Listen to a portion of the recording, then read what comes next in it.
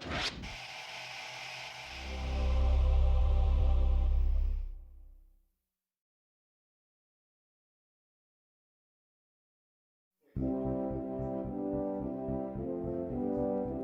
the past few years, Ricky Gervais, Stephen Merchant, and Karl Pilkington have been meeting regularly for a series of pointless conversations. This is one of them. Testing. Is that all right? Hello and welcome to the Ricky Gervais Show with me, Ricky Gervais, Stephen Merchant. Hello. And the little round-headed buffoon that is Karl Pilkington. All right.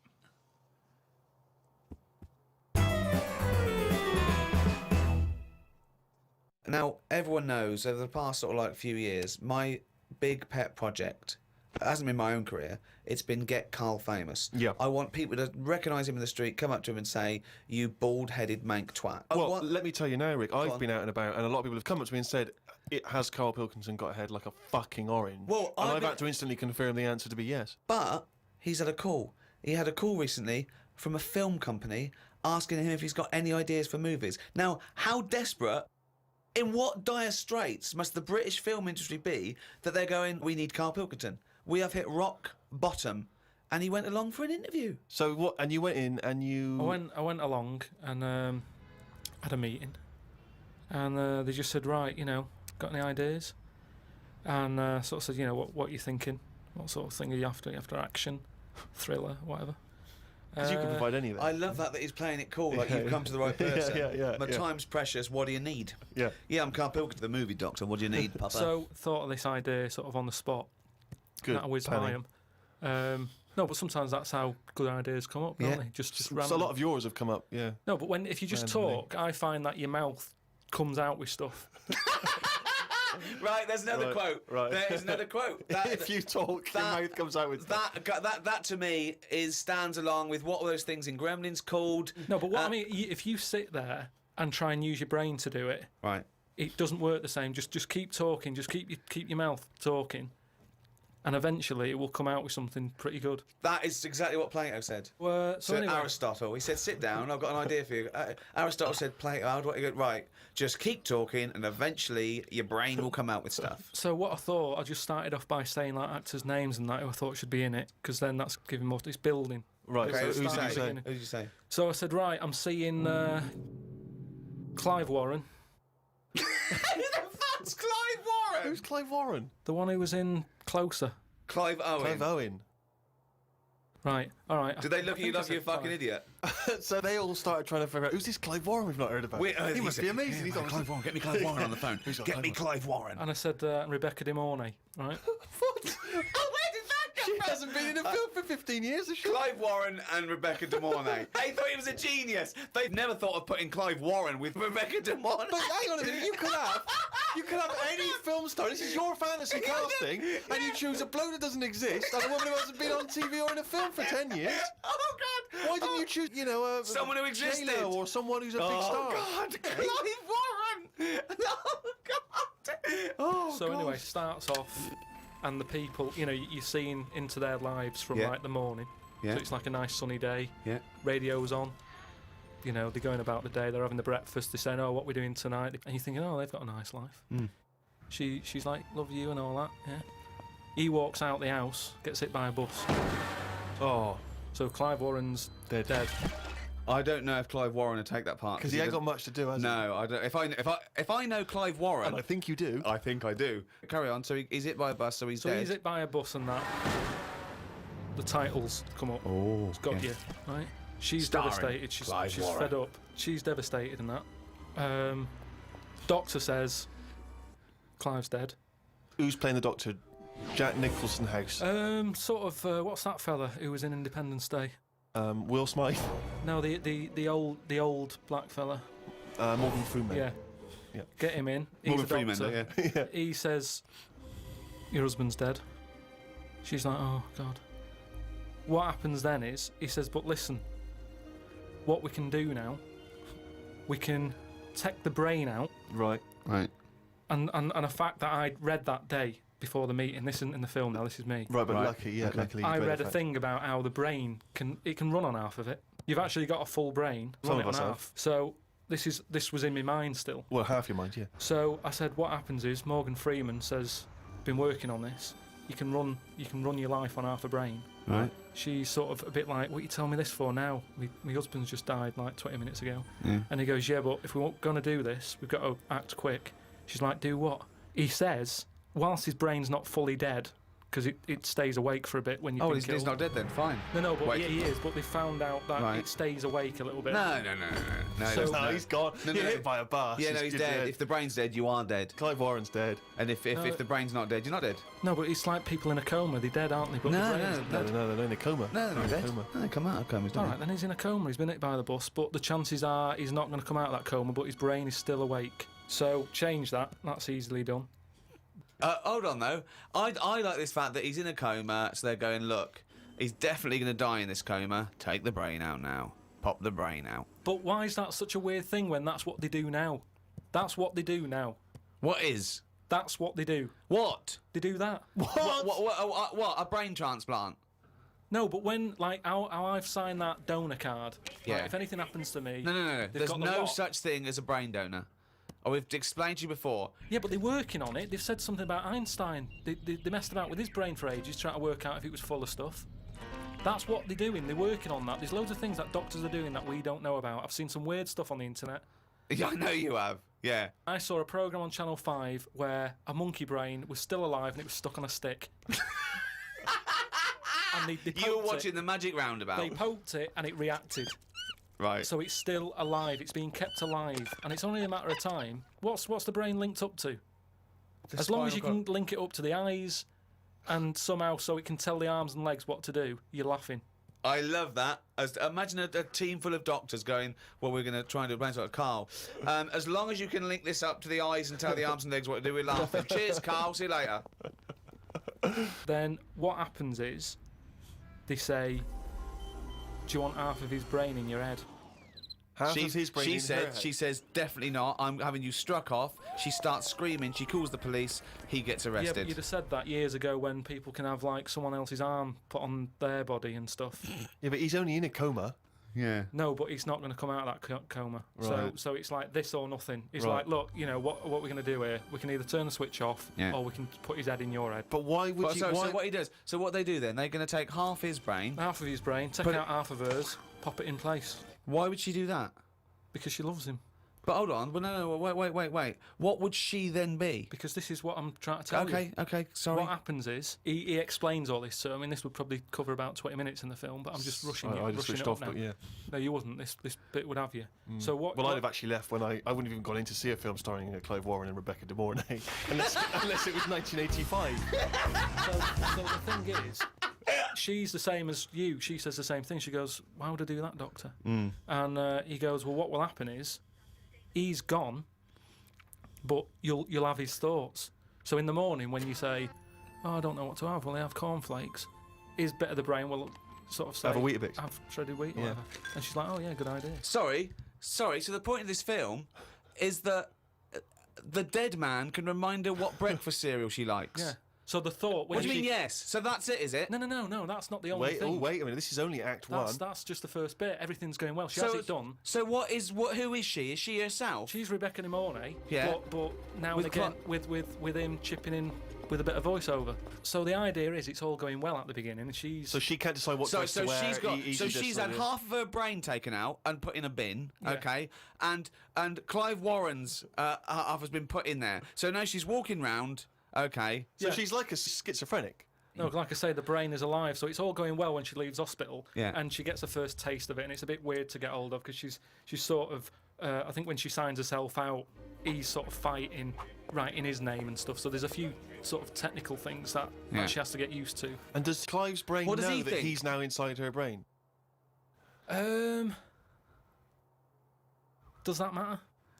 Well, I would say it matters because Yes. otherwise, Yes, it does matter, Carl. What's he thinking? what's What's the point of this? Why has she gone along with this? Because she really loves him. But what's in it for him? What does she think? Well, say if I died Yeah. and Suzanne said, go on, I'll have half of Karl's, right? She would wake up in the morning to a thought of me sort of going, oh, you never guess what I've just thought about or whatever. I'd still be there. The rest of your body is sort of waste, isn't it? But people Karl, The like rest of your body's sort of waste. No, it is kind of. If when someone dies, it's Yeah. not that person anymore, is it? You can't have a chat with them. So if you could have someone's brain in your head when they're dead, you'd have it, wouldn't you? What are you talking about? Why would I have someone's brain in my head when they're dead? Well, what I've else? got a perfectly good brain. So you're telling me you wouldn't have it done then? Of course I fucking wouldn't. I Why can would also categorically state I wouldn't either. Yeah, but you're saying that now, but once you're in that position that someone who, you know, you love and that dies, if the doctor said, do you want it? No! And you've I'd go, no! It's madness! I don't think you It's would. madness! All right. Let's... So, tell me a typical bit of dialogue. Well, we've done the breakfast scene. Yeah, that was okay, yeah. dynamite. Yeah. That's fucking Oscar winning. Yeah, can we do lunch? There may be like at the funeral, because even though the brain's still alive, they still have the funeral, and you can have like a funny bit where they stood around the grave, and like there's some relation there who he doesn't like, and she can start laughing, and the family are looking at her going, "Why is she laughing?" Yeah. And she's sort of laughing, and he's saying something a bit rude, going, "Look at her head."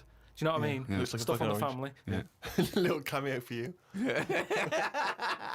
Yeah. And so you have all that, and people are sort of liking the film, thinking, "Oh, it's quite funny." This, Yeah. and then you hit them hard. It's the most ludicrous idea for film I've ever heard. All right, but- It's the maddest. Honestly, it really is the ramblings of a mental case. I have to say though, I am hooked now. I want to know what's going to happen next in the story. Then what happens is, she hears the voice go, "Leslie, where are you?" Something. Right? Her name's not Leslie. No. No. So she's thinking, "Who's Leslie?" Yeah. So in her mind, she's going, "Who's Leslie?" He's going, "Oh, So he's thought, hang on, I've let something slip. I've here. let something slip." So she's going, "Answer me." Oh. He goes quiet on her. Oh. So He was having an affair. this is the thing. So she's trying to hunt down Leslie. Leslie. And he's got to stop her thinking it. Then what happens is, I mean, you know. Where are your Bex? So he's got to hunt down Leslie. So she's got to hunt down Leslie. It's a woman, is it? Another Leslie, or It's is it a another bloke? woman. Right. But what happens is, I mean, without ruining the end for everyone, what would sort of happen is. Oh yeah, because we don't want to ruin it for him, because this will be filling the multiplexes in no time. No, it's the greatest love story ever told, set in a head. But listen, let's just get to hang the on a end. sec though, Carl. I don't. Yeah, you've got to tell us the end. I don't think you can let people No, come on, listening come on, what's hanging the on end? waiting for the film. Just let your mouth talk. Right, so what I said was, maybe what happens is, his brain is more powerful than hers. Right. How is there power? Why is there no power involved? What I mean is, her brain was running the rest of her body. Now he's His taken brain, over. that gets more powerful and overrules her body. Okay. Yeah. She then fancies Leslie. So it's a lesbian hold on, film. this is building up to a lesbian love. So what the? Well, it's what? trendy, isn't it, that? So just have a bit of that at the end, and So hold on. So he overpowers her, so she is now a lesbian. What's Leslie getting out of this? Why does Leslie think, hold on, why is my Because- dead lover's wife coming on to me? because this is what I'm saying to you, it's relationships. It's the love of two brains. Right, okay. Again, can anyone a out there, can we strapline. make that into it? That's a quote. The relationships is a love of two brains. Now, he's got something there. He's got something there. But my point is this. Why is Leslie suddenly turned lesbian? Because she loves the brain. But does she know this is Clive Warren? Rebecca will say something now and again, like, "Oh, I like me Minge. I like my food done like this or whatever," and it's all about Dave I like likes my food cooked. Oh my, wait a minute, Clive Warren on this food cooked. Yeah, I'm in two minds about this bacon. Yeah, What I'm I going mean to turn is into a lesbian. people Shredded wheat. people like what they like, and it's the same way, like I've said to you before, with someone who's been going out with a woman, and then is found out that she's got a twin sister, and they divorce that first twin and go out with the other twin. It's all the same. You're after the same thing, aren't you? Yes, but that. When a cat dies, you buy another one. It's the same thing. You want that same. Yeah, but you love don't for necessarily switch your sexual orientation. In the case of your twin scenario, they both look the same. Yeah. Has there ever been one where it's a twin boy and girl? Go, well, I was going out with her, but I mean, he looks a bit like her. Yeah. I loved boobs, now I like cock. This is your problem. You don't know anything. And this theory about if your mouth talks enough, the brain will kick in soon. It hasn't. Oh, chimpanzee, that is raining down again. Extracts from his famous diary. Box jellyfish, crocodiles, snakes, blue ring octopus, red-black spiders, funnel web spiders, great white sharks. Just some of the reasons that put me off going to Australia. Every creature is bigger and angrier than anywhere else on the world. I put it down to two things. One, it could either be because spiders and snakes and the like normally hide under rocks. The Earth is one big rock. Australia's at the bottom of the big rock, and they're trying to hide under it. Carl, Well, you isn't are it? a maniac. It's just thinking about it, thinking about where spiders go and that works, doesn't it? No. Why doesn't that work like a Because there's rock? no real upside down and bottom of the Earth, is it? It's all relative to what? It's relative to what? A map that you saw. Well, it's a coincidence, isn't it? No, right, okay, read on. I've heard that a lot of people go camping in Australia, which I think's mental. If I was to fly all that way, I'd want a decent bed. Plus, I wouldn't be camping in a place where there are killer spiders wandering around. I agree. I've only been camping a few times, and each time I was glad when it was over. The last time was last year in Lyme Regis. Yeah. When did you go camping in Lyme Regis? Last year. It's all right, Lyme Regis, but it was all a bit of a nightmare because I was going with my mate, and he said he knew someone who knew someone who had a bit of land in the garden. We had a bit of land in the garden. What's the point, though, innit? You know, what's the point of camping in someone's garden where there's a sort of like a spa down the road and like a pub? No, because you're by the sea, aren't you? It's getting away from it all, seeing the world. It's not if you're in someone's front garden. No back. Oh, sorry. Well, there's even less to see except 3 fences. No, but it's private, isn't it? So the thing is, he said, oh, it's a great garden. The owners are away, and there's a toilet, an outside toilet that they have Getting for like away when they from have it all, innit? parties Yeah. and stuff. So we get there, and this lad who knew about this bit of land, Someone's back garden. well, said, oh, you can't use it. They haven't gone on holiday. So now you're stuck in the middle of a big civilised conurbation called Lyme Regis. How are you going to survive? Well, we ended up just sort of keeping on the beach. But Did you pitch your tent on the beach? put the tent on the beach. We found somewhere where there was a load of rubbish. So we thought, nice. That's the place to go, Oh, yeah. lovely. A No, municipal tip. What was it? Was it chemical waste or just like, you know... no, just Was Coke it just cans and syringes stuff. and... Oh, But listen, though, baby you've got to diapers, think sure. about that. Rusty, what's with rusty? If there's rubbish there, it means it was a good place to camp. Why? Why? Because other people have camped there. Right. So that's how you've got to look at it. It's a way. That's like a little tip of. So you could have slept first in a thing- public lavatory. Yeah. This one's nice. What? It's covered in shit. Means other people have had a shit here. Welcome to our 5-star hotel. You'll notice vomit over all the fucking walls. So that means people have had a good time here. They got right pissed up and threw their lungs up. So that's where we put down the tent. We put down the tent there, and then what was Somebody put up annoying a is tent, he puts down a tent. we Brilliant. what's the name? We It was already up. It was carried already it all they the way carried it all from the way London. there and they went, let's pack it down. the weird thing was, as soon as we set up, some other people turned up. Oh, that's all the rubbish tip. Holiday makers, They started setting up their tents. I'm like, Yeah. oh. No, look, there's some nappies over there. Yeah. Nearer the nappies. And they offered us some sausages. All right. My mate said, "Oh, ignore them. That's like code for swingers." What? No! What? So there were some people cooking some sausages, Yeah. saying, "Would you like the sausages? We've made too much." And you It's said, just "No, that that's thing. code Don't for talk swinging." to strangers. It's like we want to get away from it all. Yeah. We don't want someone. You know, it starts off with sausages, doesn't it? And then before you know it, But what do these people look like? they were about 45. Who are they there? A man and a woman. A man and a woman. So what was in it for the bloke? Some people like that, don't they? That don't means know. you say, right, I want the bald one, love. If it's like wife swapping, should one of you be a wife? No, but I don't know all the rules and that. But He's just got a real thing for fucking oranges. and we didn't want any sausages anyway, so we just sort of I said, don't believe sausages is a Is a code for code for swingers. Because eventually, how many times do they give someone sausages and they go, well, get your pants off. And they go, wait a minute, we just have some sausages. They go, oh, this isn't working, this code. But we why need would a better they be, code. Why would we be being offered sausages? Because they're nice people and they're making sausages. Makes you wonder. We don't. Let's not trust these people. Let's move our tent nearer to the corpse. So yeah, that was the camping. September 30th. Going away with Suzanne's mum and dad. We're meeting them at Madeira Airport as they're flying in from Manchester. The plane was full and I had a headache. There was a baby sat behind us that was crying its eyes out for the whole flight. The mother of it said it was upset because its ears were hurting. So were mine.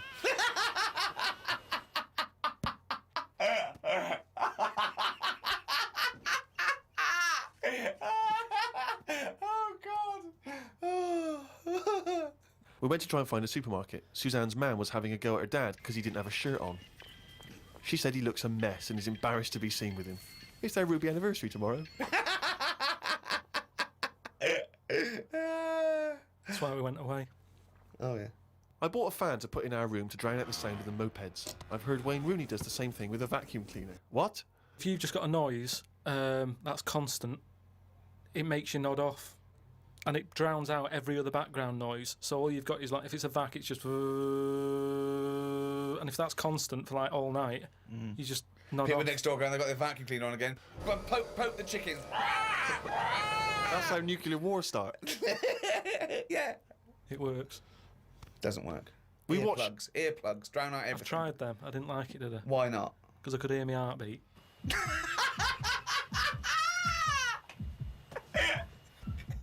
Oh, you're such a strange little creature. Oh. Didn't do much this morning. Just sat by the pool, saving insects that flew into it. I'm gonna die like fucking Noah. That's amazing. Nothing good. How were you saving them? Did you wait for them to hit the water, then fish them out, or you grab them in the air? Stuck my finger on the top. They grabbed on, lifted it off. And what, when it, like some sort of insect lifeguard, you'd see someone landing and you'd go, right, that's me, dun, dun, dun, dun, dun, dun, dun, and you'd go in there. But it's hard to turn a sort of a blind eye to stuff like that because you know that's something, you know, you're witnessing death. And if you can save something, you do, don't you? You do your bit. And at night, I'd sort of think, have they learnt the lesson or will they be back and will they be dead in here tomorrow? But if they can get an extra day, I've done my bit. I can't do more than that. I'm on holiday, do your bit. I'm lucky enough to see the world, do your bit. I love it. I did my bit. I love it. I love it. I love the fact that he was running around saving flies and things. Is there something? There's something so sort of. Meanwhile, an old lady drowned Yeah. while he was saving a beetle.